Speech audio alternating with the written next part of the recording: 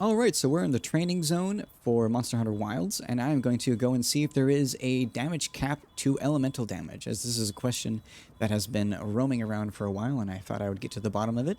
Let's go ahead and look at our gear setup for this test. For our main weapon, we have the Guardian Resounding Galahad, which has a dragon element of 250, and as our backup, we have the Resounding Galahad, the non-Guardian variant, which has a dragon element of 400 as the base damage. I am now going to slot in both of these 3 levels of dragon attack. So we're going to increase our dragon attack to the maximum level for both of these. We can see now that our G Resounding Galahad has gone from 250 to 360, so that is an increase of 110. And the Resounding Galahad has gone from 400 to 540, which is a difference of 140. So you can see that the weapon with the larger base element has gone up by a larger value with dragon element. So dragon jewels seem to scale better on weapons with larger base element damage. We're now going to slot 3 levels of Phoenix, which is rather interesting with how it interacts with elemental damage. It appears in the tests that I've done to add a flat 1% of your base element damage to the final attack. So let's say the Resounding Galahad has a base elemental damage of 400. With level 3 Coalescence, when it is active, it will add 4 damage to the final attack. Whether or not the damage is 1 damage or 20 damage or 100 damage, it'll always add plus 4. It appears to work that way, so it might scale better with weapons that are fast attacking with low damage. I think it might scale better with that, but I've only tested this on Horn, so I cannot confirm that. But either way, we now have level 3 Dragon Attack and level 3 Coalescence. So I'm now going to go over and show you the thing I'm doing with Luke. What I'm doing for the training dummy stats. Want to tweak its behavior? I do. So strength settings, we just set this to level 7 because it makes it a little more tough, which is good. Wound settings are off because we don't want those to mess around with any of our crits or anything like that. But most importantly, we're going to turn on Coalescence, which will mean that it will always be active. Once it runs out, it will automatically restart. So, apply changes. We can now see, looking at our damage, that we've gone up to 450. So this is the lower one, so we've gone up by a grand total of around 200 element. Pretty nice. And for posterity, before I add burst, I'm just going to show you this. 1 attack, 2 attack, 3 attack, 4 attack, 5 attack. No change. Still 450.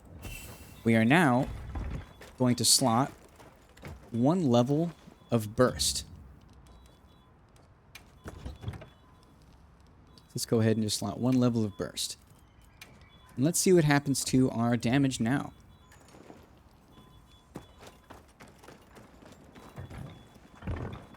So, 450.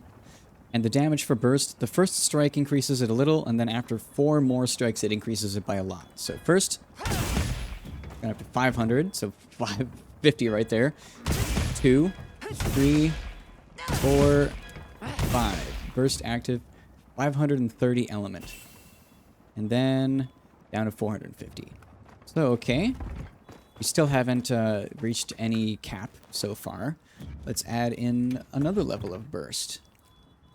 So we're now increasing our burst damage to 100. So we are now adding 100 element whenever it is that we proc full burst.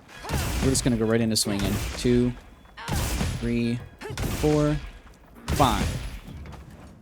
550. Still no cap. Let's just go to full burst. Full on maximum burst. We're going to add on another chain jewel. Go to the chain talisman. So, we now have Dragon Attack 3, Burst level 5, Coalescence level 3. Let's go ahead and start swinging.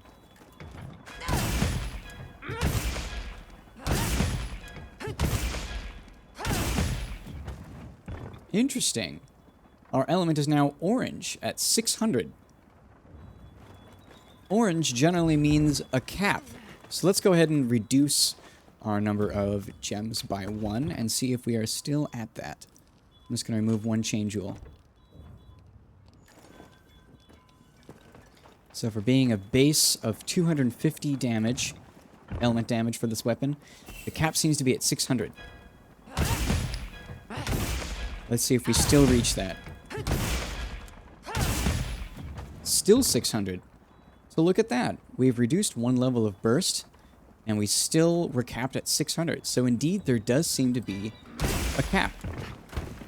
We're now going to swap over to the to the main Galahad, the normal one, as this one has a much higher base element damage.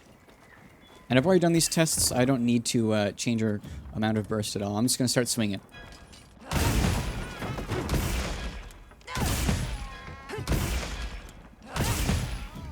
$760. So look at that.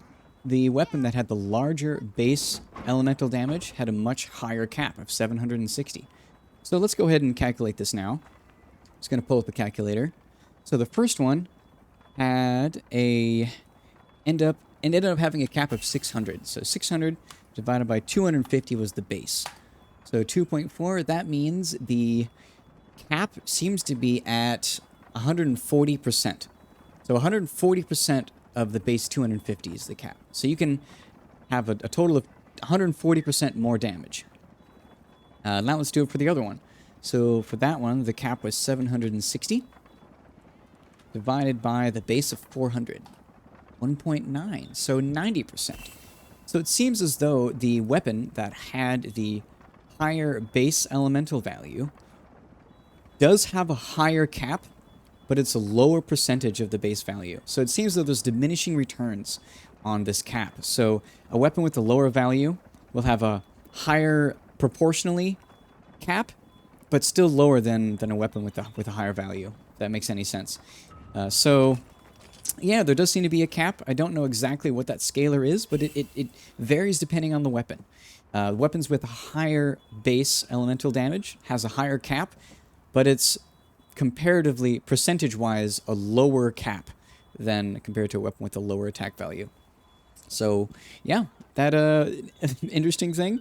I don't know exactly what this means, but it does seem that I don't know. There seems to be a cap for elemental damage. I'm not really sure why there is, and I'm not really sure what that means for build optimizations. But just keep that in mind if you're trying to stack tons of elemental damage. Don't go all in. You want to test on the test dummy first and see where that cap is.